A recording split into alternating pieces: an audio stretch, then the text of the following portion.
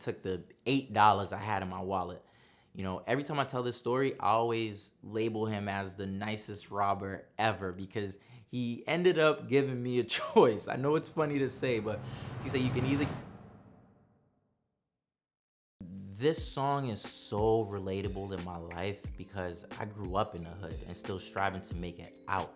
Things are better in my life now, but definitely growing up, things were financially tough. I had to learn how to maneuver through dealing with the negatives of the neighborhood.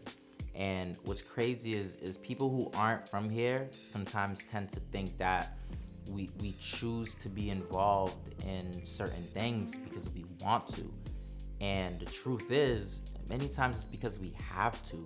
And other times, certain situations, literally, I kid you not, they literally come to us. I'll give you two examples from my own life.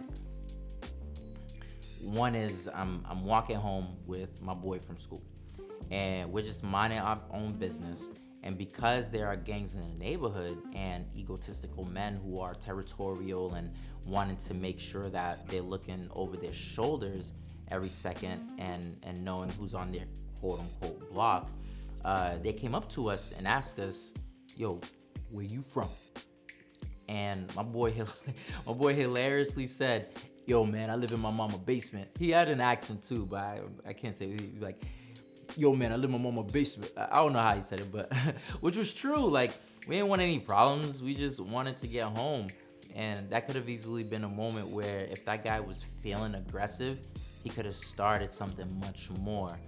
And now that I'm thinking about it, he probably just asked us that because he wanted to ensure his own safety and that he wasn't being ambushed or anything like that, Wow, which is crazy to even think about right now. It was never really about us, it was more so about him. Another story is I'm on the bus and I'm on my way. I was a freshman in high school at this time. I'm on my way to my first job ever. I'm listening to my MP3 player. There weren't smartphones back then. I had a little flip phone. I believe they were iPods, but it was the first generation iPod, so maybe it was just the shuffles. I don't know, I'm dating myself, but I don't but I had the MP3 player. So again, I'm minding my business, just wanted to get to work. I noticed this guy sitting right across from me, just grilling me. Dude is in my face, but I ignore him, but also continue to pay attention to him to make sure that I'm safe. I want to make sure he's not doing anything sudden. I get to my station and get off the bus and notice that him and another guy who appeared to be with him got off as well. They approached me and asked me what I was listening to. My little scrawny ass was, I would just ignore them, just leave, they'll leave you alone. Just ignore, don't even say nothing, they'll leave you alone. I was wrong. One guy right in front of me pulled out a gun and held it right in front of him, kind of like this, with the barrel facing me, right there. I shit my pants. I ain't gonna hold you. I shit my pants. He was like, all right, I guess we don't have to do this the hard way. He asked me to empty out my pockets, which I did, and he took the $8 I had in my wallet. Every time I tell this story, I always label him as the nicest robber ever because he ended up giving me a choice. I know it's funny to say, but he said you can either give me an MP3 player or you can give me your phone, which was the last thing I had in my pocket other than my keys. I chose to give him the MP3 player because I'm thinking to myself, I'm gonna call my brother. I know some of you are like, why didn't you call the police? Just don't do that, because if they find out that I did that, they will come after me or they'll find me somehow. And he knew to do so too, because he also took my school ID and was like, and I kid you not, he said, if you tell anyone, I know what school you go to. So you think I was gonna go tell someone?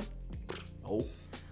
But I share these stories because some people, bullshit does come to them sometimes.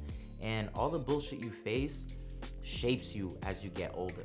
I'm thankful I didn't get shot. I'm thankful he gave me the option to keep my phone, because who knows what else, could have happened.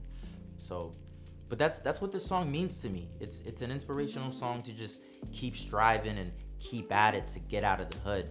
I'm thankful not to be in poverty, but living expenses keep rising, and by no means am I rich. And I'm things need to change for me, and I'm adamant on that. Man, I try to go over these songs and not take too much time, but while songs can appear on surface level to be so simple, when you break it down, you really start to see how deep the song is. And there's still a whole verse from 21 Savage.